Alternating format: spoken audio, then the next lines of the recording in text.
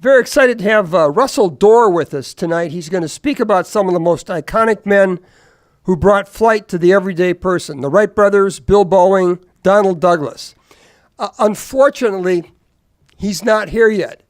He was supposed to fly in on one of these reliable Douglas Boeing airplanes, and I guess the weather's delayed him or something. And I'm going to go out and see if I can find him. Hold on. Okay, here he is.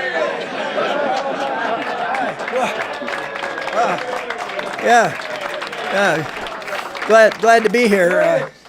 Glad to be here. It's a rough night for flying. I'd like to thank those who shoveled the snow off the grass runway and those who lined their cars up with the headlights so I could have a little light for landing. So anyway, having some fun with this.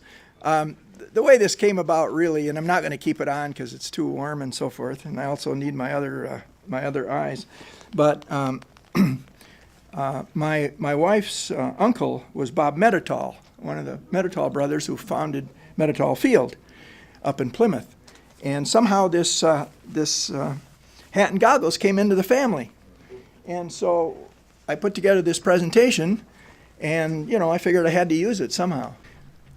So this is the history of the commercial aircraft industry in America. I know a lot of you have a strong military background, and I'm really pleased to be in a place that's so aircraft oriented. I normally give these talks in libraries and independent living facilities and historic societies. Some people are interested in aircraft, but they're there just kind of for general history.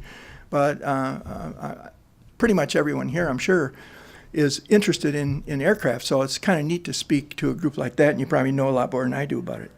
So.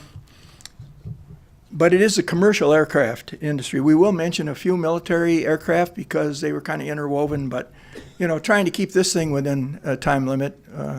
Military is a whole separate talk, which I'm not going to do. So 4 American aviation pioneers provided the foundation for worldwide commercial aviation. They went from transporting one person in an aircraft to transporting hundreds in an aircraft. They went from flights of 20 feet to flights of thousands of miles. They went from sitting in the open air, barely off the ground, to sitting in pressurized cabins thousands of feet in the air. Although, like other industries, there were many contributors, there are some who were key in the development of this industry, enabling us to travel quickly and generally comfortably through the air to our destination. So in the case of commercial aircraft aviation, it was Orville and Wilbur Wright, Bill Boeing, and Donald Douglas who made the most significant contributions in the development of this industry. If not for them, we would still be crossing countries and oceans by train or ship. For centuries, people would laugh if you talked about men flying through the air on a machine. Over 100 years ago, on December 17, 1903, that changed forever. So let's look at the men who were responsible for that change. Wilbur Wright was born in Melville, Indiana in 1867, and Orville was born 4 years later in Dayton, Ohio. Their father was a preacher and a bishop, and he brought him a small toy helicopter from a trip to France. It was a stick with a rubber band and a small propeller. They later stated that this sparked their interest in a machine that could fly. Well, in 1893, they set up the Wright Cycle Exchange to repair bicycles and sell parts in Dayton. They then started building their own bicycles and renamed it the Wright Cycle Company.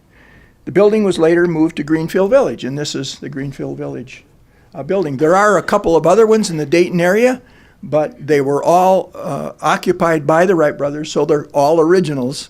And this is an original. Their interest in aircraft was inspired by Samuel Langley, an astronomer and head of the Smithsonian Institute, and a glider enthusiast, Otto Lilienthal and Octave Chanute. Well, they started out with a biplane kite, box kite at Kitty Hawk, North Carolina. They carefully selected this site for the most consistent winds. They said they were going to develop a machine in which man could fly. A local skeptic wrote, "We believe in a good God, a bad devil, and a hot hell. And more than anything else, we believe that same God did not intend that man should fly." Well, in spite of this attitude, in 1901, they came back to Kitty Hawk for more glider testing. They developed wing warping, which was by twisting the wings using cords, they could get the kite to bank and turn. Then they stepped it up a notch. They built a biplane glider to continue their testing. They flew both manned and unmanned gliders. They also built a 6-foot wind tunnel in their shop in Dayton to test wing design. This is one of the most famous photographs probably in history.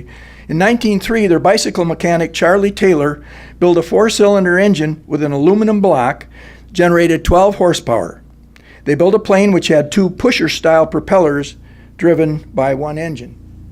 So here are the propellers, and they're on the back, so they're pusher. So it's heading this way. They're pusher style. I've got a little model of it over here on the table. They called the machine the Flyer. They flipped a coin and Wilbur won, so he got to try first. They had a 60-foot track on which the plane slid down to pick up speed. You can see the track there. And there's Wilbur. He had just let go.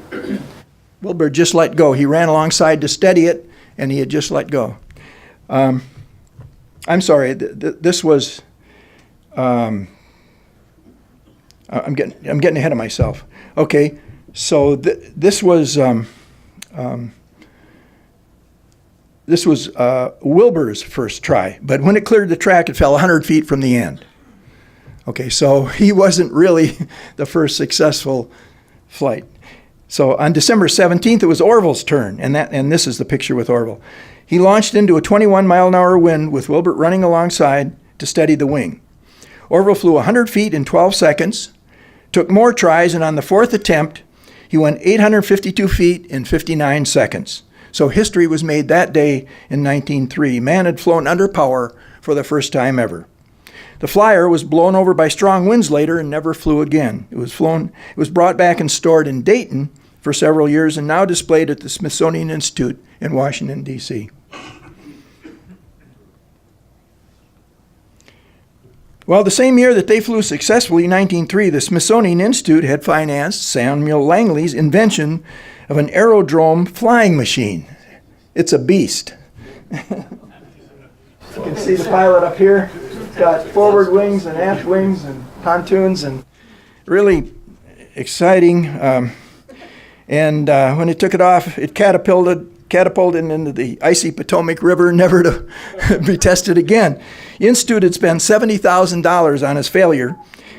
The Wright Brothers had spent less than $1,000, which included their train travel back and forth to Dayton for 3 years.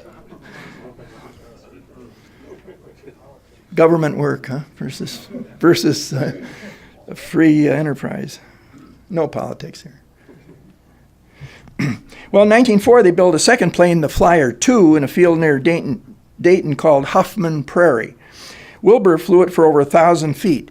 They then built a catapult, which is this tower here, to launch it so they didn't have to depend so much on the wind. In September, Wilbur flew it in a complete circle 25 feet off the ground.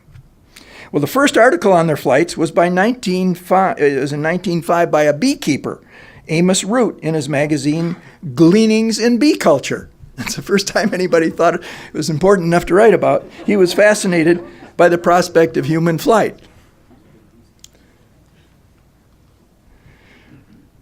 In 1905, they built the Flyer 3 with a larger 25 horsepower engine which flew over 25 miles in 38 minutes, sometimes as high as 100 feet.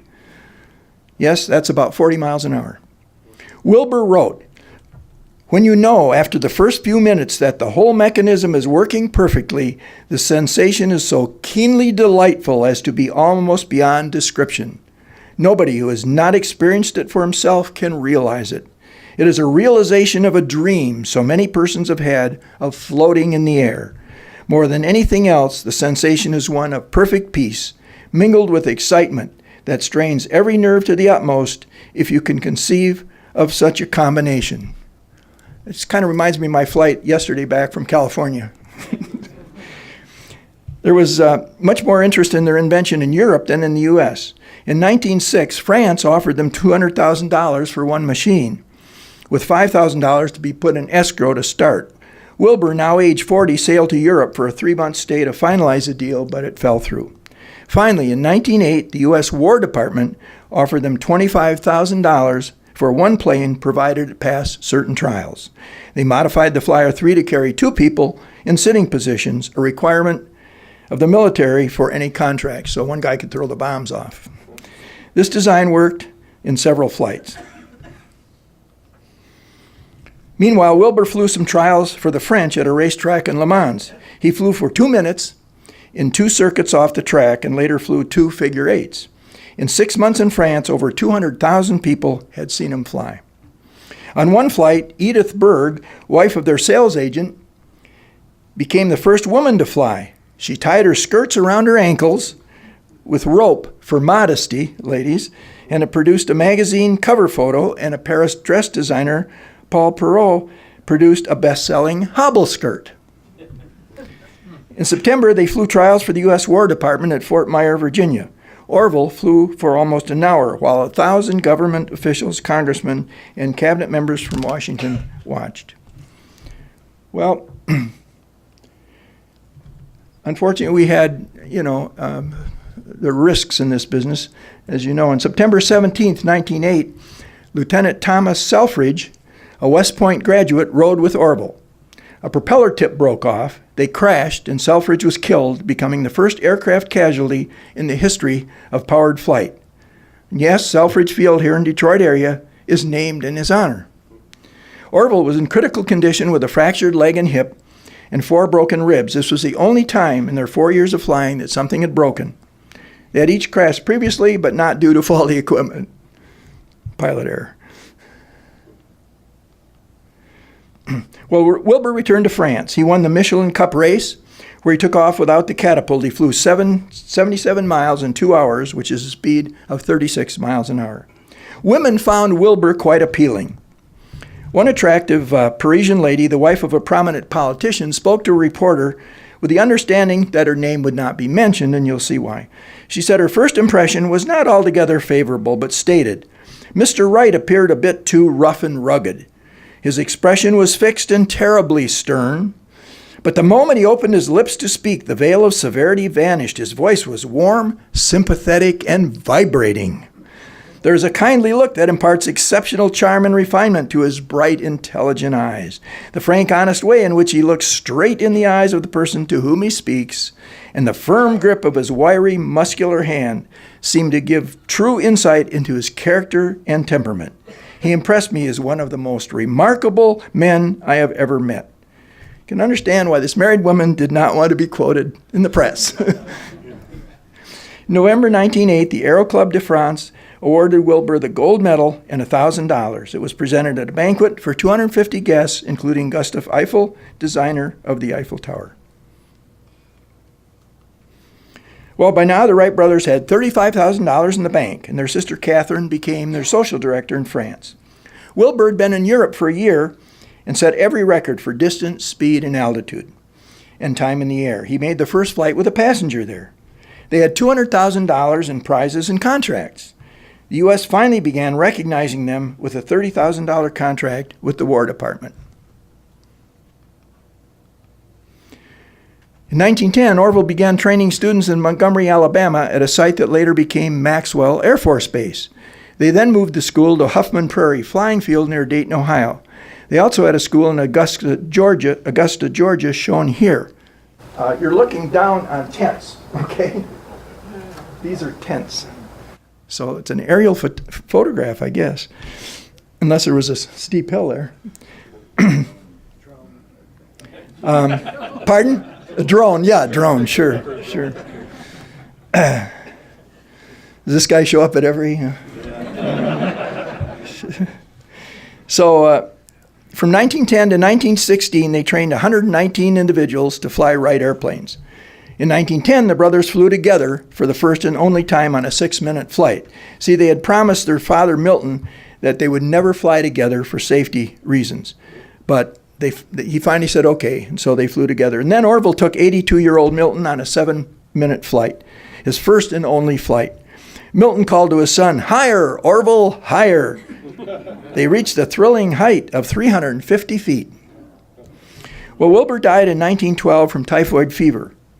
So in 1915, Orville sold the company and became an elder statesman for the industry. He took his last airplane ride in 1944 in a Lockheed Constellation piloted by Howard Hughes. He commented that the wingspan of the Constellation was longer than his first flight. Orville died in 1948 at age 76 of a heart attack. He had lived to see aviation develop from his 12-horsepower engines to jet planes. In 1916, a company formed by Glenn Martin merged with the Wright Company. 3 years later, after Martin resigned, it was renamed Wright Aeronautical. Martin then formed the Glenn Martin Company. Martin taught a fellow named William Boeing to fly. More about him later. So the Glenn Martin Company eventually merged with the Martin Marietta Corporation, which finally merged with Lockheed to form the Lockheed Martin Corporation, which became the world's largest defense contractor. Well, I went to the Air Force Museum in Dayton. How many of you have been there? All of you, all right. How many have been there in the last 2 or 3 years? Okay, go back. Because I don't know, recently they have a new hangar. It has all 4 of the presidential planes in it, and you can go in all 4 of them. So if you haven't been there since then, grab a grandson or a girlfriend or somebody and go down there. Or a spouse. Anyway, I bought this poster there. This is a 1919 U.S. Army Air Service flying regulations. Now, you got to remember, this was all new. They trained 119 people, but then other people were training people. So this stuff was pretty new. So they had to be very explicit. And so these are some. I won't read them all, but these are some. Number 3, don't turn sharply when taxiing. Instead of turning short, have someone lift the tail around. Number 6, pilots should carry hankies in a handy position to wipe off goggles. So you see, my scarf wasn't just for decoration, it's to wipe the goggles. Number 10, do not trust altitude instruments.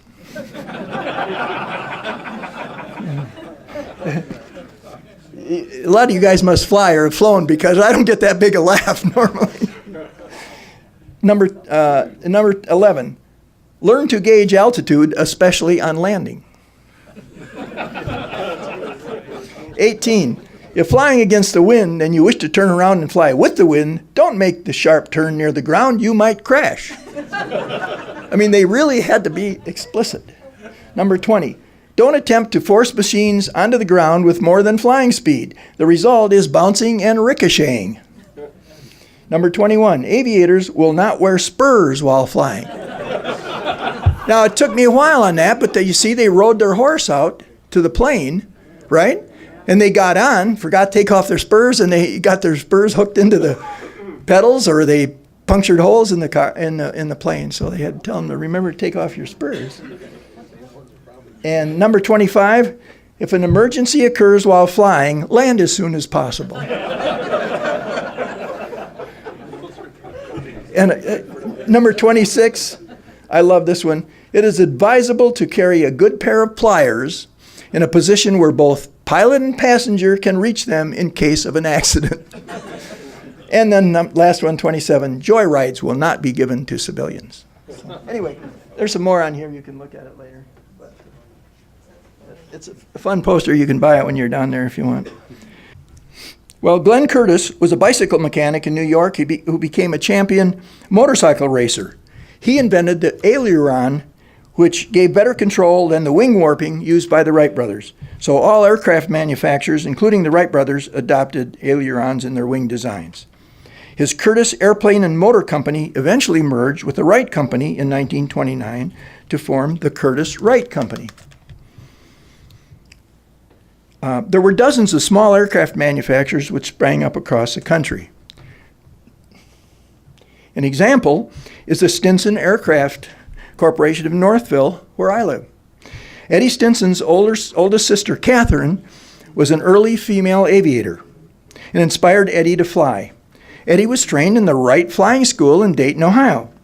He was a flight instructor during World War I and a stunt pilot following that. If you've ever been to Northville, this is right across from the valve plant, the Ford valve plant. Excuse me. He established the Stinson Aircraft Company and took over a plant in Northville that had been the Stimson Scales Company, made big industrial scales. It's located near Katy and Main Streets, again, right across from the water wheel plant. In 1926, they manufactured the Stinson Detroiter, a monoplane which was used by several early airlines, including Northwest Airways and Florida Airways. The prototype was sold to Horace Dodge Jr., son of one of the founders of the Dodge Brothers Motor Company, and the first production model was sold to John Duval Dodge, son of the other Dodge Company founder, John Dodge. I was just recently doing some research for a new program on what I call America's classiest cars, Auburn, Cord, Duesenberg, and Stutz. They're all American cars. You know, I always thought they were German cars, but they're American cars, German heritage, but from their inventors. But so I'm reading the book that I got at the Auburn Cord Duesenberg Museum in Auburn, Ohio, Indiana, and I come along and I find that Eddie Stinson, that Cord, E.L. Cord, bought a Stinson aircraft. He kind of bailed a friend out he bought it in Florida and couldn't afford to bring it back. So Eddie bought it and took flying lessons down there and flew it home. And he liked it so much that he that he bought the Stinson Aircraft Company. And then he started an airline, and that airline eventually merged and grew into American Airlines. So Eddie Stinson in Little Northville was really kind of one of the building blocks of American Airlines. So that's an interesting story. Anyway, here's the wing line, picture of the wing line that was on the second floor. There's metal and wood in here, and then metal and wood, and then covered with kind of an oiled fabric. And then they built the fuselages on the main floor. And the bodies and wings were separately trucked out to a hangar at 6 Mile and Beck because there was no airfield in Northville. And so they had a assembly building out there where they put them together and flew them out. Eddie was killed in an air crash in 1932 at age 38. At that time, he had logged more flight hours than any other pilot. His company, again, eventually was purchased by other companies, finally sold to Piper Aircraft, which transformed one of the original Stinson design into successful Piper Apache, the world's first general aviation all-metal twin-engine aircraft. But again, then at some point went a different direction, was bought by Cord. Now, if most of you have, but I mentioned a lot of people at the Henry Ford Museum. There's an aircraft corner there that a lot of people missed. I'm sure most of you found it. But if you walk under the DC3 that's hanging there and go toward the tail and off to the right, there's a whole room in there that's full of aircraft. And so this 1926 Stinson Detroiter, named the Pride of Detroit, is hanging in the Henry Ford Museum. This plane was flown in an attempted around-the-world flight, which actually only went across the Atlantic onto Tokyo, and they gave up there for some reason. Well, another local manufacturer, of course, was the Stout Metal Airplane Company, founded by William Stout in 1922. The test pilot for early models was none other than Eddie Stinson. So the Stout Company was purchased in 1924 by Ford Motor Company, produced the Ford TriMotor plane. So Ford had a manufacturing plant, a Ford airline serving the Midwest, and an airport, Ford Field, where the Ford test track is now. And Ford Air Transport was the world's first regularly scheduled commercial cargo airline in 1925. They added passenger service shortly after that and opened the Dearborn Inn nearby, one of the first airport hotels in the world, so you could fly in and stay at the hotel. Ford produced 121 planes in their peak year of 1929, but stopped production in 1932 as sales disappeared during the Great Depression. I've got, a model of it over here that I bought at the Henry Ford Museum. The actual plane is there. In fact, I think, I have a slide of that. Okay, well, let me talk about my shirt first before I forget. They nicknamed the plane the Tin Goose, and this shirt, again, which I bought at the museum, I don't get a commission, but I like the museum. And It says at the top that in 1928, you can fly across country and travel across the country in 48 hours. So that's what it says. Well, that's true. But it was a combination of train and aircraft. So you took a train a ways, then you flew a ways, you took another train a ways and flew, but you could cross the country in 48 hours. But somehow the shirt sort of alludes to, leaves out the train part, but that's okay, because stuff was pretty new in those days. Those of you that have been to the museum, I hope you've been inside the model of the TriMotor where you can sit in the wicker seats that are attached to the to the floor. Later on, the TriMotor did get more aircraft-worthy seats, but these were the original types. Orville attended the opening of Greenfield Village in 1929. Here's the plane I started to mention. Admiral Byrd used a Ford TriMotor in a record-setting 18-hour flight in 1929 to the South Pole and back. Again, my model over there is a model of this. My model has the skis on it. And this actual plane is in the museum. It has wheels on it, but it is the actual plane that was on the South Pole flights. And so the model is of that plane, but somehow they put the skis on the model, and in the museum they've got the wheels on it. Well, several events increased the interest in flying. In 1927, Charles Lindbergh flew the first solo flight across the Atlantic Ocean from New York to Paris in his plane, the Spirit of St. Louis. He became an advocate for air travel and later joined the Ford Motor Company to help build the B-24 Liberty bombers at the Willow Run plant. Somebody else that was important in promoting aircraft was Amelia Earhart. She was inspired by Lindbergh's flight. She flew across the Atlantic in 1928. Although she had been flying for 6 years, she was only invited to be a crew member along with a pilot and co-pilot, and she kept the flight log. Well, later that year, she set a record as the first woman to fly solo across North American continent and back. And in 1932, she finally flew solo across the Atlantic for another record. Along with Charles Lindbergh, she promoted commercial air travel, representing Transcontinental Air Transport, which later became TWA, and she became a vice president of National Airways, which later became Northeast Airlines. In 1937, Earhart navigator Fred Noonan were attempting to circumnavigate the globe and disappeared over the Pacific Ocean. Technically, and no signs of their plane were ever found. You might have seen something recently on TV. On one of the islands, they found a place where they think she was captured by the Japanese and kept prisoner, and there's a fair amount of evidence that could have happened. So I'm not sure it's totally conclusive, but at least it's some closure. Okay, let's go on to another pioneer, Bill Boeing. William Edward Boeing was born in Detroit to wealthy parents, his father from Germany and his mother from Austria. He attended school in Switzerland and then attended Yale. He went into the lumber business in Washington State. He saw a manned flying machine and became fascinated with aircraft. He took lessons at the Glenn Martin Flying School in Los Angeles and purchased one of Martin's planes. Huge crates arrived by train, and the seaplane was assembled in a tent hangar on the shores of Lake Washington, or Lake Union in Seattle area. Another pilot crashed the plane, and when told parts would not be available for several months, Bill told his friend, Naval Commander George Westervelt, we could build a better plane ourselves and build it faster. Westervelt agreed, and so they did. So in 1916, they built the Boeing Model 1 B&W for Boeing and Westervelt seaplane that had outstanding performance and went into business. A month later, they got an order for 50 planes from the U.S. Navy and were off and running. Well, off and flying, really. So I'm glad somebody likes it. Same guy, is that? You're my friend now. A replica of this plane hangs in the Museum of Flight in Seattle. There's the original Boeing logo.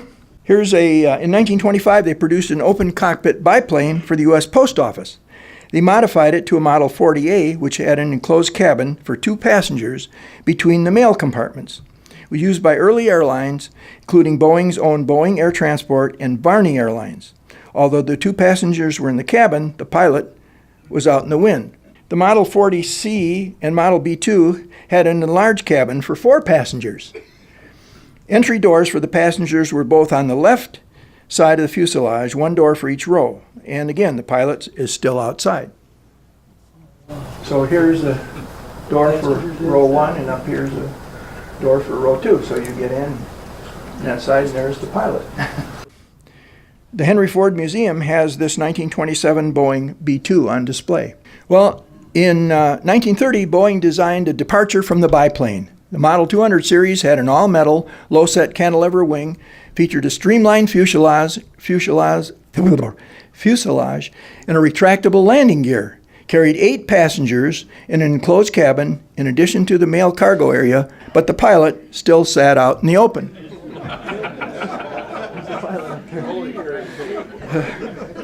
The plane was used by Boeing Air Transport and United Airlines. So in 1933, a major development was achieved. Guess what? The pilot was finally brought inside. Took till 1933 to get him inside. The cabin held 10 passengers. The crew was expanded to include a co-pilot and a flight attendant to tend to passenger needs. The plane could fly on only one engine if needed, which was a great safety feature. It was flown by Boeing Air Transport and United Airlines. The flight attendant, one of their responsibilities was to make sure that the seats were properly bolted down and that there were railroad schedules for each passenger in case the plane got grounded and they had to continue their trip by train. Those were a couple of the duties in addition to serving some beverages. In 1938, Boeing produced the Clipper flying boat for long-range flying, ordered by Pan American Airlines. It's one of the largest aircraft of the time, held 77 passengers for daytime flights. For 20-hour transoceanic flights, the seats could be converted into 36 bunks. Men and women had separate dressing rooms. It featured a lounge and dining area, and galleries were crewed by chefs from 4-star hotels.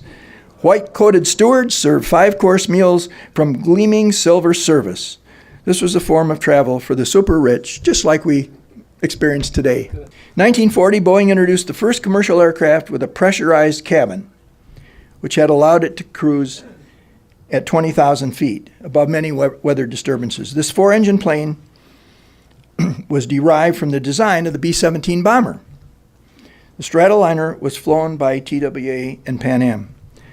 I worked at Boeing for 3 years, and you hear some stories, when you're around a place that you don't see printed a lot. And so when I put this together, I wanted to make sure I had my facts together. So I went on the internet. I mean, my gosh. And how could we live without the internet? And so I was pretty close on my story, but I did make it a little more accurate. So what happened? They were demonstrating the plane to KLM airline officials from the Netherlands. And Boeing had stated the aircraft could fly with 2 engines, inoperative on one wing. In other words, fly with 2 on one wing and the other 2 shut down. So the KLM test pilot wanted to see a demonstration of this, but the Boeing test pilot said, "I'm not sure we're quite ready yet." The KLM official persisted. Evidently, they called back to headquarters and got an okay. So 2 engines were shut off. Well, it wasn't ready. It was a bright sunny day. The plane crashed into Mount Rainier, and all 10 people on board were killed. They later determined through wind tunnel testing that the plane suffered from rudder lock. An extended dorsal fin was added to the vertical tail to prevent this condition. KLM, not surprising, did not buy Boeing planes until 1971, 31 years later. So how not to sell an airline by killing off your key customers? Oh, here's the interior of the Stratoliner. 1949, they put out a 4-engine Stratocruiser. This aircraft was derived from the military C-97 Strato freighter. It featured 2 passenger decks, the main deck holding up to 100 passengers, and the lower deck lounge seating 14 or more. It was operated by Pan Am. For long flights, it was configured with 28 berthed passengers and 5 seated passengers. So, planes are getting bigger and bigger, and then, of course, a major thing happened is the jet. So in 1958, Boeing introduced the first commercially successful jet airliner. It dominated passenger air transport in the 60s and 70s and was flown by most major airlines. The prototype was introduced in 1955 at the Seattle hydroplane races. They call them the Seafair over Lake Washington outside Seattle. And again, I had heard this story and again, through the internet, kind of verified it. But they had bleachers there for the seaplane race. So before the race, they were going to introduce the prototype 707. So the test pilot, Tex, flew over, and the president of the company was there, and they all applauded and everything, and it was wonderful. And he goes down a ways, and then he decides to make another run, which he hadn't told anybody about. So he turns around and comes back, and as he gets right in front of the grandstand, he rolls over and passes the grandstand upside down in a 707. Good thing the president of the company had a good heart. He did not lose his job, and as far as I know, was not reassigned to picking up papers in the yard. But he said he had no concern about it because he had done it several times in test flights, and he wanted people to see how good it was. Well, a military version, the KC-135, was developed in parallel with the 707. A version of the KC-135 was Air Force One, the presidential transport. Two models were in operation from 62 to 70. This one's on display at the Air Force Museum in Dayton, Ohio, and you can go in it. And the second is at the Ronald Reagan Presidential Library in Simi Valley, California. These aircraft carried 8 presidents: Kennedy, Johnson, Nixon, Ford, Carter, H.W. Bush, Reagan, and Clinton. This is the president's chair and desk. Well, many of you remember this picture. November 22nd, 1963, in the conference room aboard Air Force One at Love Field, Dallas, Texas, President Lyndon Johnson was sworn in as the 36th president after John F. Kennedy was assassinated.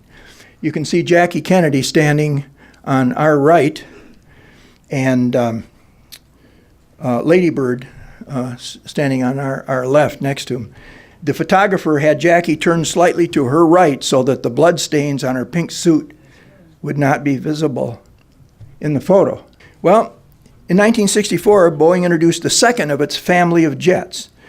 The smaller plane kept the cabin size of the larger 707 to maintain the 6-across seating. It featured 3 engines, 2 mounted in the aft fuselage and 1 in the tail with an intake above. Has a drop-down rear staircase for use in smaller airfields.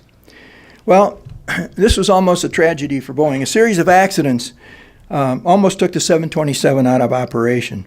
4 crashes occurred within 6 months. First was in 1965 when one crashed into Lake Michigan near Chicago. Second, on approach to Cincinnati Airport. The third on approach to Salt Lake City. And a fourth occurred on approach to Tokyo. Remember, all on approach. We'll come back to that. Travel agencies requested airlines to cancel 727 bookings. Corporation ordered employees to avoid 727 flights, and Congress demanded grounding their flights. The Civil Aeronautics Board undertook a study. They concluded the 727 was airworthy, but that the pilots were making high descent rate approaches due to the flap system in the aircraft's smaller wing area compared to the planes which they were used to flying, which caused them to crash short of the runway. In other words, they were used to the 707, okay? So they'd come in on a glide path, and here's the field. They'd come in on a glide path, right? And again, those of you that have flown, maybe sometimes a little more seat of the pants than by instruments. So you're coming on your 707. Now they put you on a 727 and train you. It's got smaller wings, right? So you start the glide path, and you're short of the runway. It's amazing. More weren't killed. So when they found that out, they immediately required the co-pilot or the navigator at the time to call out altimeter readings every 500 feet, and they didn't have another crash. So if that 727 had failed, Boeing would not exist. It would have taken the company under. So they had an admirable safety record for over 20 years after that. Another thing, see this little engine cover up here? There's one on this engine and this. Anyway, it's a yellow engine cover. And when a plane is sitting for overnight or a couple of days or waiting for maintenance or parts, or in the plant where I used to work, they would have covers over the engines to keep dust and, pieces of junk and metal from getting in the engine.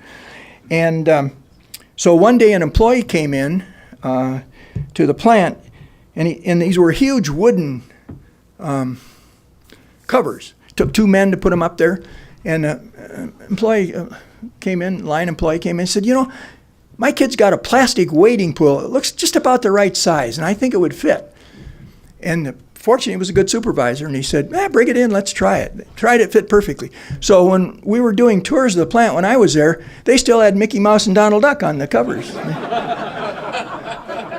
They were just buying them from the wading pool. Of course, then they started to order them specially, and I'm sure the price tripled, But,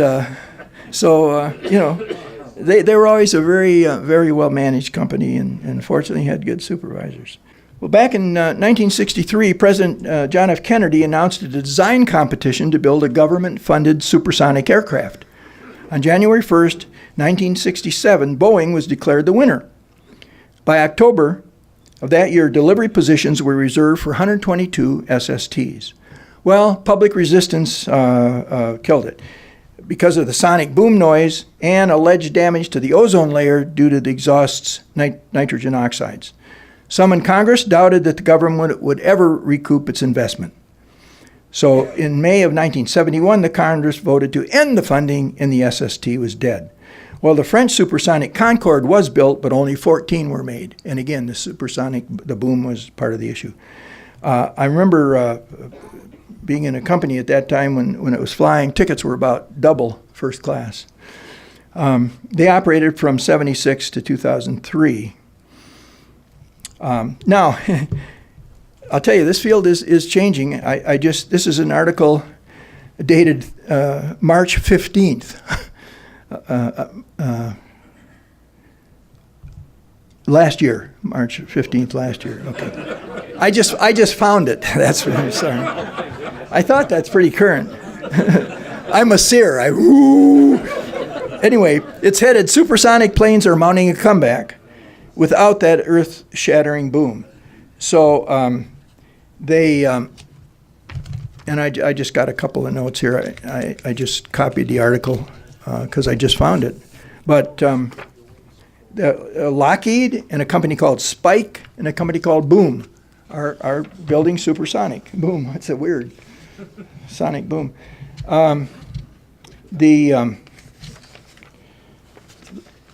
The Lockheed team is developing the quiet supersonic technology. Greater streamlining can all but eliminate the boom. And they started wind tunnel testing. And Spike Aerospace and Ariane Corporation, startup cooperating with Airbus, testing designs. And Boom isn't waiting for that. They're developing a 45-seat airliner for transoceanic flights at about 1,450 miles an hour at 50,000 feet. It says it creates its own problems, not the least of which is making ticket prices competitive with conventional and business class. Anyway, so, things are happening. We may see supersonic flight. So, it's interesting because, as I said, I was working at Boeing, and I was in human resources in the training department. We hired over 40,000 people 1 year that I was there. We were building the 707, the 727, the 737, and designing the 747. I mean, it was booming. But anyway, one of my associates came in one day and all smiles, and I said, "Sam, what is it?" And he says, "I've just been appointed the SST training director." And I thought, oh my gosh, what? I envied him. Director of the SST, the most progressive airplane Boeing has and that was ever built. Well, they didn't build it. And I had left the company by then, went with an insurance company, and hired Sam to work for me. So, you never know. You never know. In 1968, Boeing added to its family of jets with a 737 short to medium range twin jet airliner. Again, by retaining the same body width as the 707 and 727, it had a more spacious cabin than the competitor, the DC-9. It has, again, 3 on each side of the aisle. DC-9 had 2 and 3. And you just felt like you were in a bigger plane with the 37. Now, again, I was there during this, and the DC-9 had come out earlier, and a year earlier, and Boeing was concerned that they could sell all that they needed to make it profitable. I went to a management meeting, not that I was that high in management, but Boeing was a wonderful company, and every quarter they would rent an arena or something and bring all the management people in and tell them what their plans were. I can remember sitting there, and they said, we're coming out with a new plane, the 737, and it's competing with the DC-9, which has been out for a year and has obviously a lot of the market. And so he said, we have to sell at least 400 of these to break even. We're not sure we can do it, but we're going to take the risk. Well, how'd it work? As of January 2017, they've sold 9,365 aircraft with 4,430 orders yet to be fulfilled, making it the best-selling commercial jet airliner in history. So I think they got their development costs back. But you take some risks and look what happens. They could have not done it. So primary airlines using the 737 series are Southwest, United, and American. As of 2006, article I ran across, there were an average of 1,250 Boeing 737s airborne at any given time, with 2 departing or landing somewhere every 5 seconds. I've got, again, a small model of the 737 over there. I just rode on one. I went out to California and family visit, and on the way back, on the way out, kind of the tight, knee room and leg room. On the way back, there was more leg room, and my wife said the seats are wider, and I said no, it's a 737. It's just, it's the same aircraft. They don't make them fatter, with more seats. So when I got off, I asked one of the flight crew, and he said, yeah, the seats, well, they can control the legroom, which is nice. They put a little more legroom in the new ones. But I said, the seats seem wider. He said, they are. There's a little bit less insulation in the sidewall, just enough to give you enough. And maybe they made the aisle a little smaller. I don't know. So I hope and especially with the legroom was nice. Well, in 1970, they introduced a 747 nicknamed the Jumbo Jet. Its hump, upper forward deck, makes it one of the world's most recognizable aircraft. The upper deck can serve as a first-class lounge for extra seating. They used to do that. They don't much anymore. They do for extra seating, but early on they had a lounge up there. I remember taking a trip and flew across the country, standing at the bar talking with the flight attendant. That was not a bad way to fly. The most common, though, is a 3-class layout seating 416 passengers. And has 10 seats to a row, 3 seats on each side, 2 aisles. Boeing recently announced they were ending the 747 production, just announced it very recently. Well, I was at Boeing when they were designing this plane, as I mentioned, and there were articles in the press stating concerns about whether passengers would ride in this cattle car with 400 other people. And Boeing was really concerned. So I had a friend in market research, and he said, "You want to be involved in a study?" And I said, "Sure." So he invited me over, and several people, we got in the mock-up of the cabin. And again, the only plane I'd been before was 1 aisle and 6 seats. Now this is 2 aisles and 10 seats. It felt like a movie theater. It just wasn't an airplane. And they gave you a Coke or coffee and talked to you a little bit about it, and then you had to fill out a questionnaire. And they said, would you fly this plane only if the tickets were cheaper? Would you pay the same amount to fly it versus other airlines? Or would you would you even pay more money to fly it? And they thought, that most people would definitely want to only fly it if it was cheaper. Most people said they would fly it at the same price. Some people even said they would pay more. And very few people said that they would only fly it if the tickets were cheaper. So that reinforced Boeing's confidence to go ahead and build it. So that's kind of how things happen. Since 1990, 2 747s have been designated for use as Air Force One for presidents, beginning with George H.W. Bush. You know the system. There are 2 planes, and the minute the president steps on, that becomes Air Force One. So it doesn't matter which plane he flies, it's Air Force One when he steps on board. There's President Obama in the conference room aboard Air Force One. In 2015, it was announced that Boeing was building 2 newer Model 747s to replace the 25-year-old versions currently in use. President Trump then said that they were too expensive. He's going to renegotiate the contract. And just a few days ago, I see where they've reached a settlement, $3.9 billion for 2 747-8s. Now, again, this is configured with all kinds of security stuff and things that they'd have to kill you if they told you what it was, I'm sure. It was interesting, though. These are already built. They're not configured yet, but they were built in 2015 for Russian Trans-Aero Airline, and that went bust. I don't know if Trump was... No, sorry. They were stored in a desert in California, and they're going to be taken out of the desert and now fitted with all the technology for the presidents. So in 1995, the 777 was introduced as a long-range, wide-body twin jet. They introduced crew bunks above the main cabin for long flights. These are reached by staircases. Just think what the Wright brothers would think. Not even are you in out of the cold, but you can actually take a nap during a flight.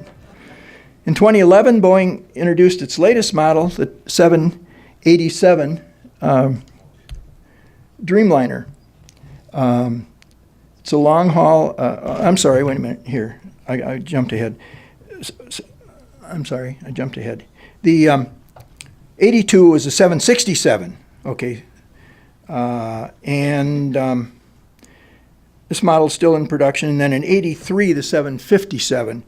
Now, this is a twin engine, single aisle, narrow body plane. You know if you've been on one of those. That's the one where you get on and you start walking back, unless you've got a first class ticket, and you walk and you walk and you think you're at the back. And then you go through a little passageway and there's a whole nother section there, right? So it is a very long single aisle. The 757 was discontinued in 2004, the production, but several are still in service with Delta as the largest operator. Okay, I'm sorry. Now we got the 777 with the crew bunks, and then in 2011, the 787 Dreamliner.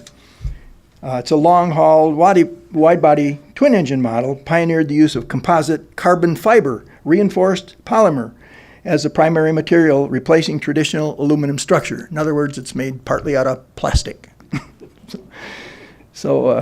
The 787 suffered several fires from lithium-ion batteries and was grounded for 4 months, but has been flying again since April of 2013, and over 500 are in operations. So I think we're finally finished with Boeing. It is the largest airline, our aircraft manufacturer. So obviously we had to do it. So let's go back and pick up Mr. Douglas.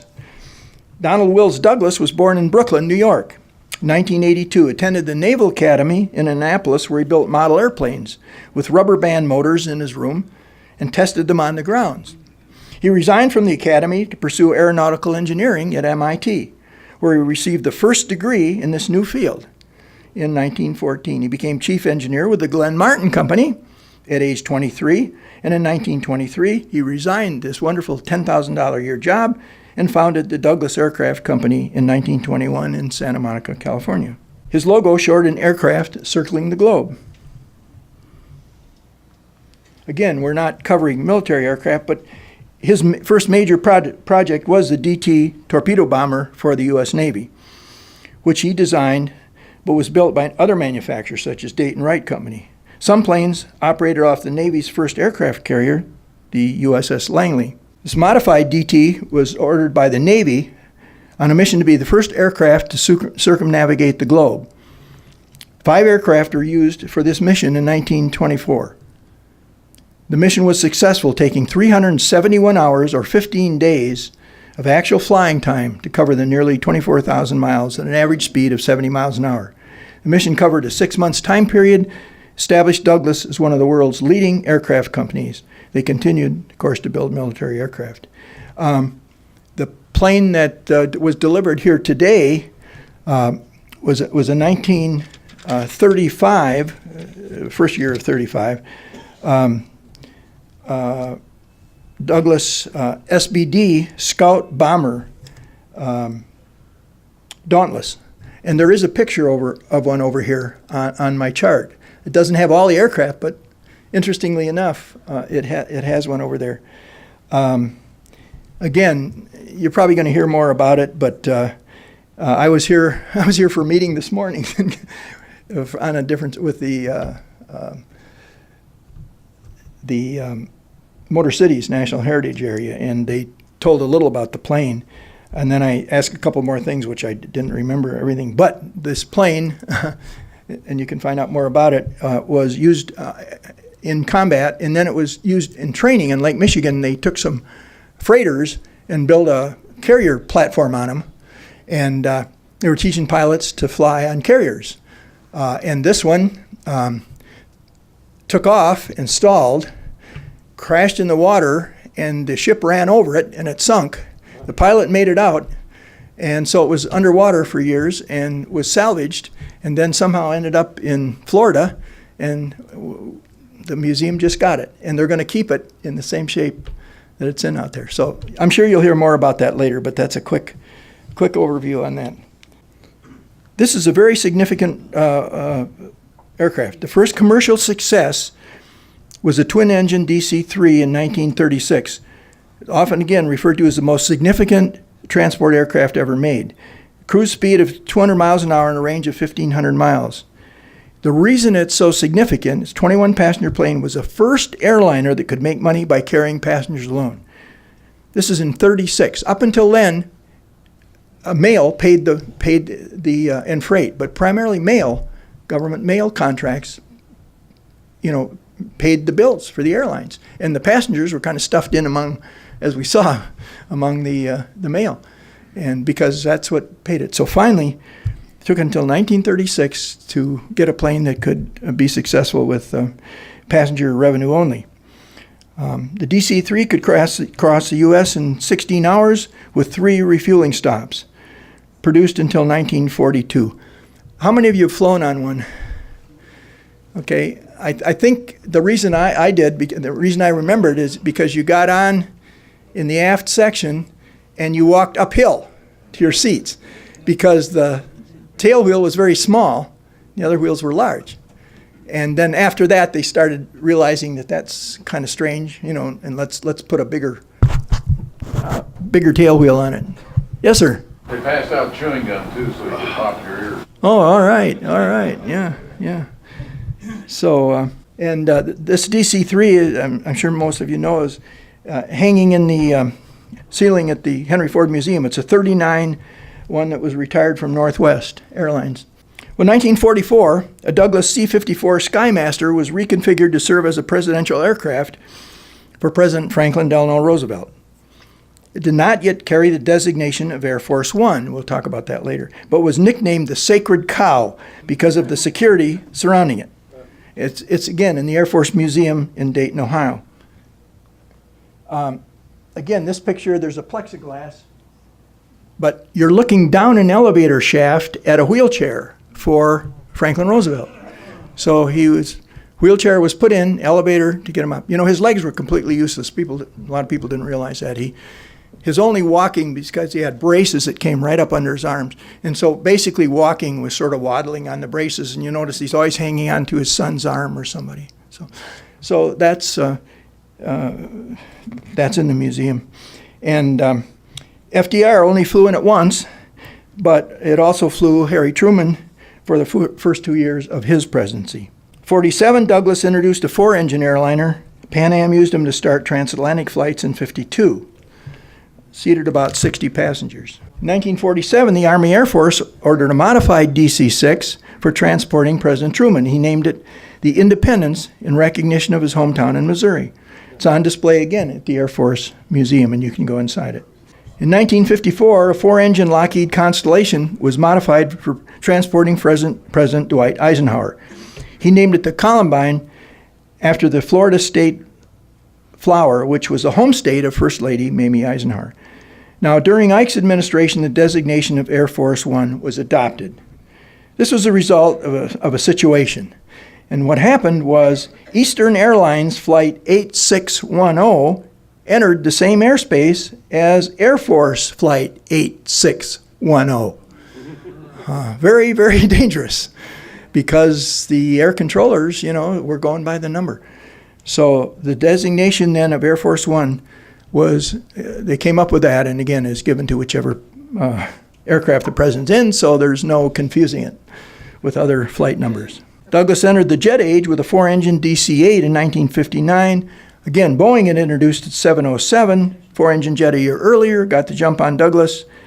Fierce competitors, Boeing produced 1,000 planes to Douglas's 550 of this. There's another significant person, not quite as significant as the three that we talked about, or four, James McDonnell.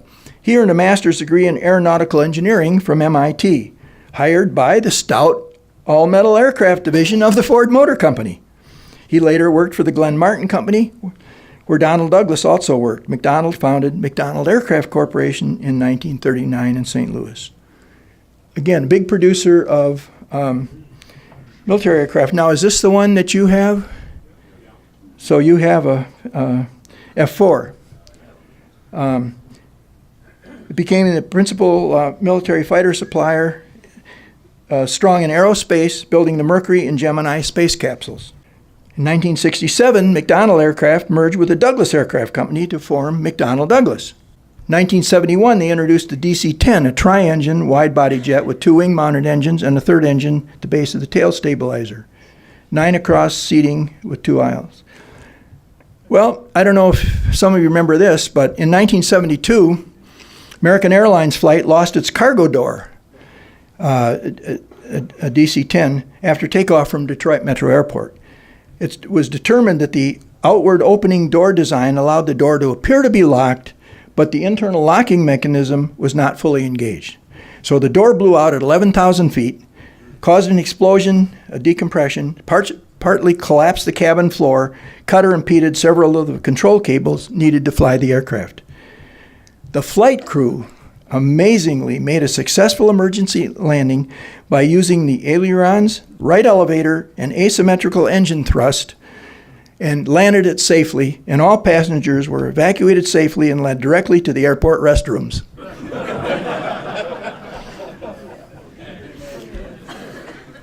Where did the landing happen? Where did the landing take place? Right here at Detroit Metro. Back at Detroit, yeah. Came back. Yeah, I don't know how far out it had gotten, but it came back. Well, one of the stories is there was a human remains in the back being shipped home for burial, and it was blown out when the door came out. And they found this body in a field over by Windsor. And they called the Canadian Mounted Police because they thought this guy had been murdered in the field over there. Wow, that's neat. See, I learn something every time. Thank you, Randy. Yeah.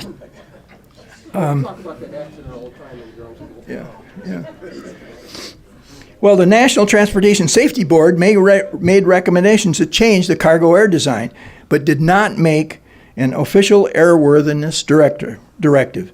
So many air carriers voluntarily modified the doors, but unfortunately, 2 years later, an almost identical cargo door blew out on a Turkish Airlines flight, which crashed in a forest in France, killing all 346 people aboard. So, this time, a special subcommittee of the U.S. House of Representatives made an official directive for all DC-10s to undergo mandatory door modifications. And the DC-10 had no more cargo door incidents after that. They then developed the MD-80, updated version of the DC-9. 1990, they introduced the MD-11 based on the DC-10 design, stretched fuselage.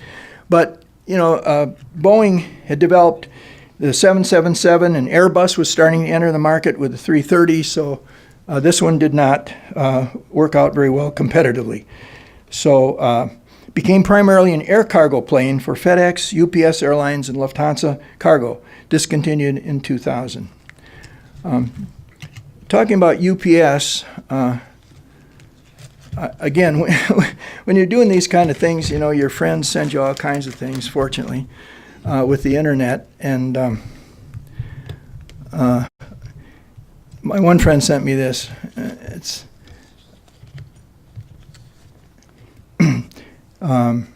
after every flight, UPS pilots fill out a form called a gripe sheet, which tells mechanics about problems with the aircraft. The mechanics correct the problems, document the repairs on the form, and then the pilots review the gripe sheets for the next flight. Never let it be said that ground crews lack a sense of humor. Here's some actual complaints submitted by pilots and the solutions recorded by the maintenance engineers. By the way, even though they have good sense of humor, UPS is the only major airline that has never ever had an accident. So, pilot says, left inside main tire almost needs replacement. Mechanic almost replaced left inside main tire. Pilot says, test flight okay, except auto land very rough. Mechanic, auto land not installed on this aircraft. Pilot says, something loose in cockpit. Mechanic, something tightened in cockpit. Pilot, dead bugs on windshield. Mechanic, live bugs on back order. Pilot, autopilot in altitude hold mode produces a 200 feet per minute descent. Mechanic, cannot reproduce problem on ground. Pilot, evidence of leak on right main landing gear. Mechanic, evidence removed. Pilot, DME volume unbelievably loud. Mechanic, DME volume set to more believable level. Pilot, friction locks cause throttle levers to stick. Mechanic, that's what friction locks are for. Pilot, IFF inoperative in off mode. Mechanic, IFF always inoperative in off mode. Pilot, suspected crack in windshield. Mechanic, suspect you're right. Pilot, number 3 engine missing. You can kind of start to guess, can't you? Mechanic, engine found on right wing after brief search.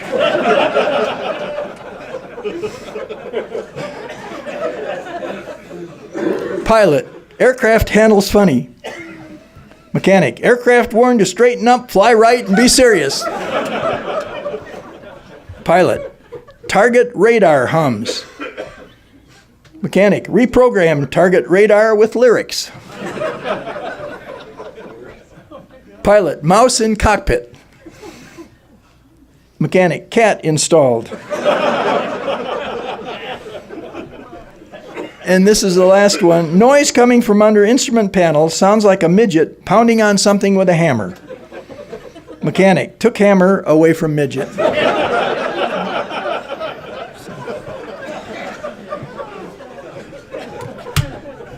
Pilots and mechanics understand it? Yeah. Yeah.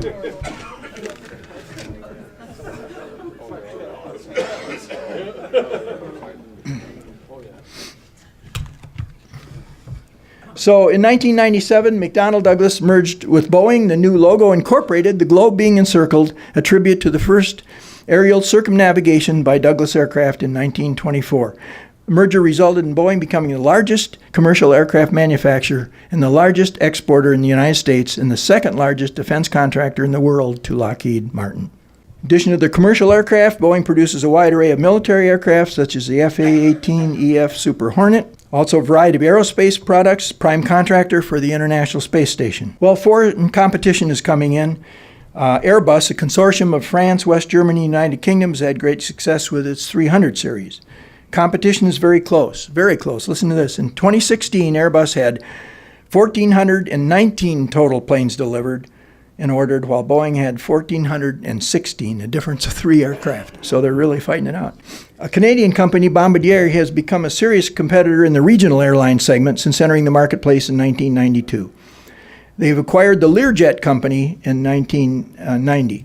Lear had pioneered the corporate jet market with a 6-passenger jet in '64. They offer a 9-passenger Learjet as one of its business jet lines. I heard Bill Lear speak one time, and he said, well, I might as well, before I start my talk, I might as well tell you about what's been in the newspapers about my son. His son had just gotten in trouble with the FAA because he was flying in from the ocean into San Francisco and went under the Golden Gate Bridge in his Learjet instead of over it, which is against the rules. His son told him he was running out of fuel and he was getting some lift from the water, and if he went up over the bridge, he, couldn't make it. His dad said he understood that, but he said to his son, I still can't figure out, you went under the bridge and you passed up the first airfield you came to. His son said, yeah, but I knew the fuel was cheaper at the next one. So he said his son was a better businessman than he thought. Airbus just took over 1% of Bombardier's C-Series program and plans to build them in Alabama. That's just a recent. So here's a fascinating photo to conclude our look at the history of commercial aviation. Shows Boeing's latest model, a 787 Dreamliner, flying alongside a replica of one of Boeing's first aircraft, the Model 40. What a long way we have come. Someone pointed out it must have been interesting photographic thing to get those two, because they're not flying at the same speed. So there has to be a lot of planning to get that done. So what are the conclusions? The Wright brothers started all powered aviation, including commercial aviation.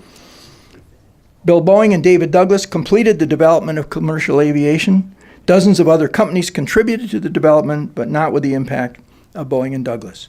Because of their contributions, we are not limited to travel by automobile, train, or ship. So what does the future of commercial aviation hold? Spaceships?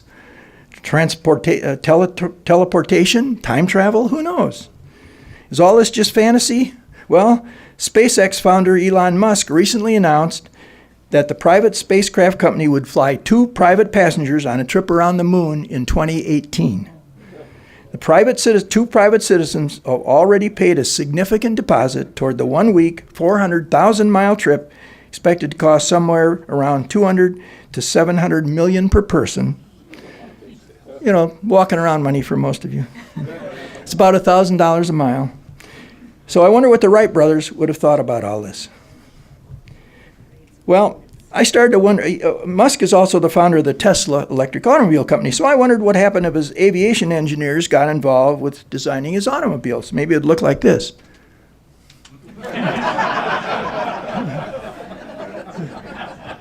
Some aviation guy has had fun, hasn't he? Well, I do several other programs. Henry Ford, his company and his life, Billy Durant, founder of General Motors, Walter Chrysler, the Dodge brothers, Studebaker Packard, Nash and Hudson, the 4 that didn't quite get into the big 3, and this program. And then I do some interactive things, Henry and Friends, where we have Ford, Edison, Firestone. We have actors actually portray these people and interact with the audience. And then also have some with presidents, Franklin and Eleanor and Roosevelt, and Joe and Rose Kennedy, and Harry and Bess Truman.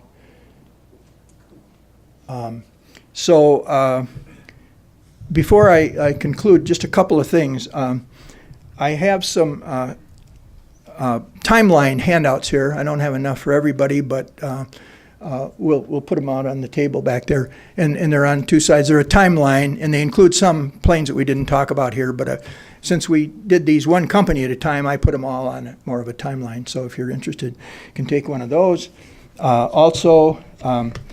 The museum is a part of the Motor City's National Heritage Area, and if you haven't seen the motor, if you like automobiles as well as aircraft, you go to the Motor City's website, and every week there's a new article on the automotive history, and you can sign up, and automatically they'll send it to you, and it's motorcities.org, and I have some flyers on that if you can't remember the website and you want to. And also, if you would write your senators, U.S. senators and congresspeople, and tell them that you're not real happy that President Trump has eliminated all national heritage areas, including the automotive, Motor City's national heritage area from his budget, and you'd like it back. And also, since this is a Ford-related facility, got a little bit of literature on Ford. Henry Ford Heritage Association, which celebrates Henry Ford's life, and for $15 membership you get 2 or 3 newsletters, and you get a field trip or 2 if you want. So there's some interesting opportunities. So thanks for your interest, and we have a couple minutes left for questions, comments. Yeah.